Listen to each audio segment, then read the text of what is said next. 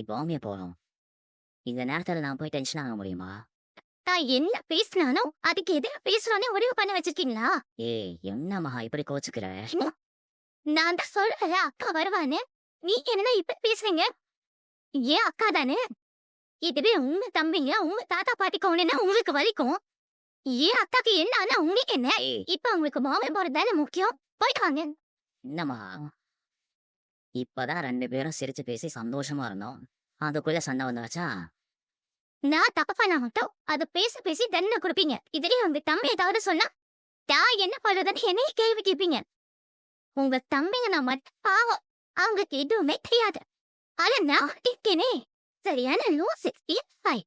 ஐஸ்வர்யா அப்பா கிட்ட ஒளிஞ்சு பேசுறதெல்லாம் எனக்கு தெரியாதுன்னு நினைச்சுக்கிட்டியா? நம்ம வீட்டு வேலைக்காரங்கலாம் தெளிவா சொல்லிட்டாங்க. என்ன போடுவது தானாலிட்ட வாயை வச்சுக்கிட்டு சும்மா இல்லாம ஏதாவது உளறி வச்சா அவ்வளவுதான். என்னடா என்ன பண்ணுவேன்? என்ன பண்ணுவேன் என்ன? அது பண்ணும்போது தெரியும். வேடிக்கை பக்கத்துல வச்சுட்டு தேவையில்லாம ஏதாவது பண்ண.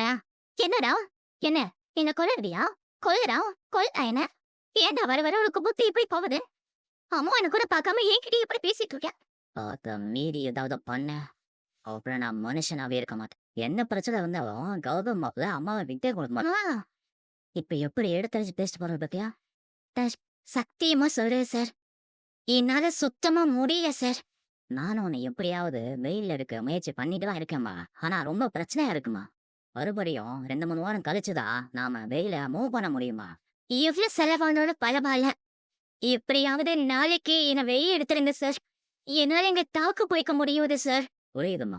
சொகுசா ஏசியிலே வளர்ந்த பொண்ணு இப்படி தட்டாந்தரையிலையும் புசுக்கரியிலையும் இருக்கிறது ரொம்ப கஷ்டம்தான். ஐயோ சார், கொசக்கடிய கூட தாங்கிக்கலாம் சார். ஆனா தடி அப்படியாதான் தாங்கிக்கவே முடியல. தடியடியா? என்ன சொல்றமா?